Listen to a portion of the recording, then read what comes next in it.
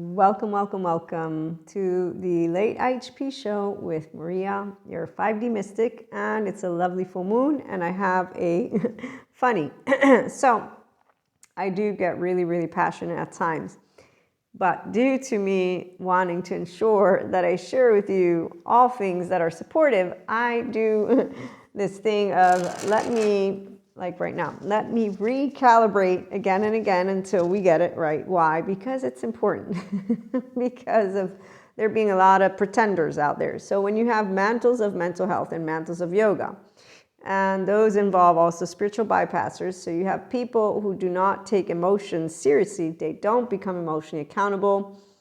They don't even know how to understand that envy, jealousy, spite are low self-esteem emotions, or how shame is one that can be healed, and that low self-esteem, indirect communication, passive aggressive, and the cancel culture, and the people who don't know boundaries. Again, this means you're not empowered in any way, shape, or form. And I get a little bit of a smart-ass attitude in a good way. Believe me, I know the difference if I were all like, ugh, but I also know what it looks like on the external side. I'm trying to set a good example, but I also wanted to share it with you all because so what happens when you meet people who don't want to do anything with their emotions and they sound like a violin? Okay, so I'm 44. And self-help is useful to people who are emotionally accountable. That means they want to do it. It means they know the left mode. Now, I'm very much educated at this point in my journey, which is why I can explain everything that I already knew as a teenager. I can also explain why I'm able to be myself. And so I'm trying to figure out what's the best way to lead with example? Well, obviously calling over here empowered people. But see, I noticed in my 44 years of life, there's a lot of Cuscos. So I am a person, again, who cares about what I do more than expressing my sense of humor, which I can completely do. And so in time, as we build a community, as I notice the community that's being built, I will allow it. But at the same time, I am very conscientious, or at least I try to be conscientious. Okay, so when people don't want to do the work, they will still seek out people who are in their, so 5D is Christ consciousness, and it means a person who has the left and the right mode, and that means that you're working to become a human, and you're not a misanthropist. So if you speak of dislike, of distrust, mistrust, and hatred of humankind, you're not in 5D yet. You're not even aware of what you're speaking, and this is not about preferences. Everybody can have, we all have opinions. I'm presenting to you, you have a 0-1-year-old and a 3 to 7, and your unconsciousness speaks to you through your body. So whenever you have anything of ew, that's meaningful. So I'm going to put all that to the side and continue with self-help is supportive to those who want to be emotionally accountable, which is where the grown-ups are found. They are called functional adults. They're also called people who don't do the split thinking, black and white, catastrophizing, negativity, all of it. They don't use the toxic positivity either. They understand we have emotions and the emotions rule you. And even if you're not attachment or trauma informed, you'll be intuitively guided to know this. If you have Christ consciousness, oneness consciousness, you're aware of, I have emotions.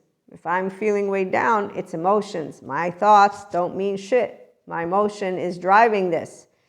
Okay, so it's very straightforward. You close the mouth and you say, I'm emotional. What am I dealing with?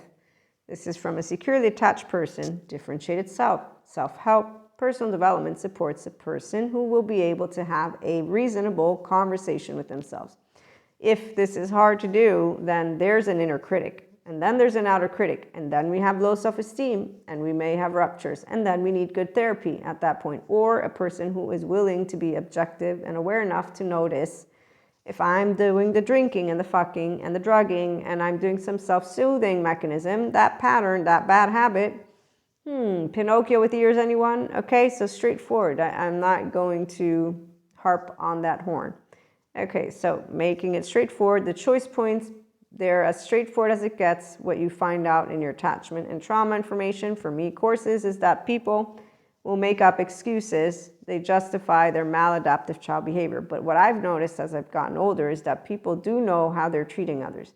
Because you're going to see a person who's securely attached, healthy self-worth, regulated nervous system, walk a walk, talk a talk, and be all of that which they've mentioned and presented. Okay, so when you find those who are authentic, genuine, you will notice they will continue to expand, they will love more, they will be present, and they will be consistent communicators. They will also not, though, take shit from anyone. And so we don't use our time with people who are not doing emotional lifting. What does that mean? It doesn't mean you remove yourself. No, it means that you will know if there are those who are harping the horn or not. Okay, so for people like that, they're going to be like, self-help, it's crap, like the naysayer. Pseudoscience, it's bullshit. So when I hear these comments, it makes me laugh because I'm like, wow, I now know, one, Mahasamadhi Samadhi is what any integrated brain is, and restorative embodiment person, and anybody who's spirituality and sciences, which they go hand in hand, because sciences shares how spirituality, thank you Daniel Siegel, as Daniel Siegel presents what integration of the brain means to an inner and outer well-being, and studies have shown it, and why mindfulness and meditation work, and yoga. So a person who's educated in any way, shape, or form and wants to support people, you don't tell people to stop doing anything. You inform them of what is at the in the forefront. You don't make them afraid.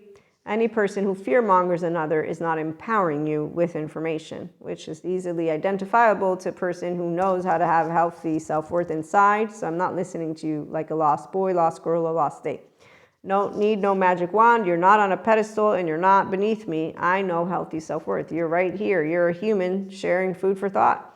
Doesn't matter if you show me 100 certificates. You show me 100 years of history, which is one of the things that people who put people and things on pedestals, how dare you? Well, they don't have more knowledge than you or me or anyone, and also they're from the past, so that means they don't know what today in 2024 is like. And really, I'm smart enough to know that what was in 100 years ago will not necessarily, if anything, work, even if you think it looks the same. Because yes, that time never passes, but there is time that passes. So way back when, it was what, 20% humans. Now it's the opposite. It's 80% humans, 20% animals. And I love humans. I'm not a misanthropist. I do not hate, I do not dislike, and I do not mistrust humans. I love animals too. But I'm not going to go creating a little competition that's for teenagers in Cusco land who have the superhero mantle capes and they have a supervillain. And those are people who are misanthropists or people who basically have a rupture.